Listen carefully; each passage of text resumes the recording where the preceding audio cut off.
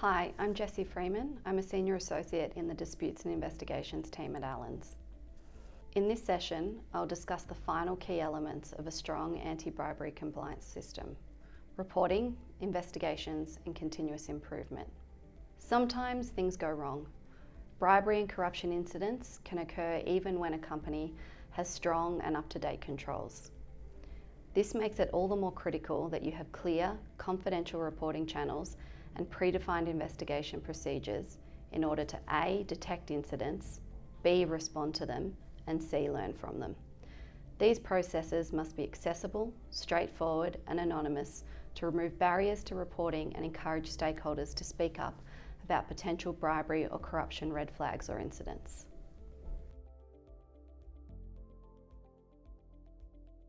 One of the main ways incidents are reported to companies is through whistleblower processes.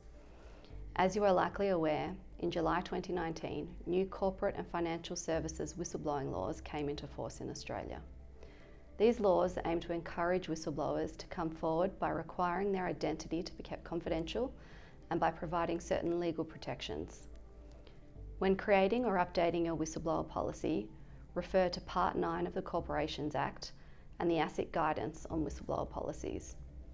These require your policy to cover the legal and practical protections available to whistleblowers, to whom protected disclosures may be made and how they may be made, how you will support whistleblowers and protect them from detriment, how you will investigate protected disclosures, how you will ensure fair treatment of employees who are mentioned in protected disclosures or are the subject of protected disclosures, and how the policy will be made available to your office's employees. The ongoing success of whistleblower policies depend in large part on fostering a safe to speak up culture. This involves senior managers and the board taking the lead in creating a positive and open environment that encourages employees to come forward and helps eliminate the negative connotations associated with whistleblowing.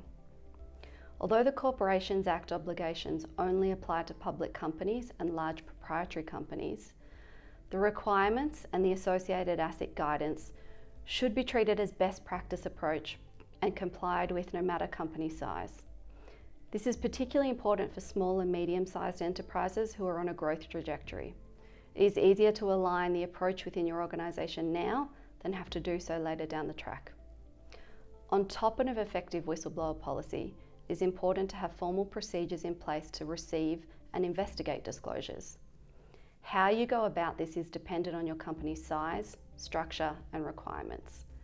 Some companies utilise third-party whistleblower and corporate investigation service providers. Others manage this process in-house.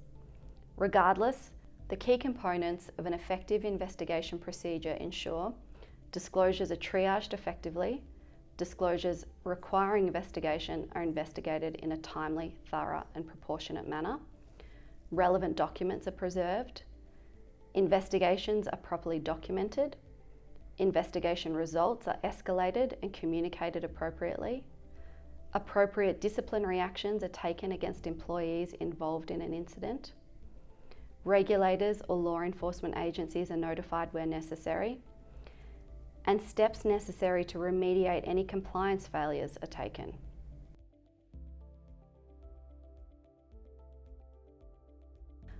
Once appropriate policies and procedures are established, companies must engage in regular monitoring with the aim of continuous improvement.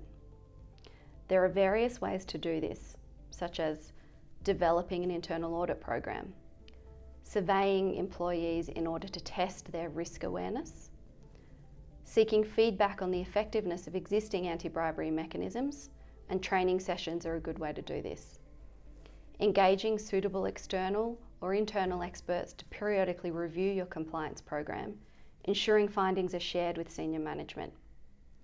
Keeping abreast of guidance published by regulators and industry bodies, and seeking independent verification or certification of the effectiveness of anti-bribery policies and procedures. It is also important to monitor trends or patterns emerging from whistleblower reports and investigations, as this will help to identify hotspots for further attention.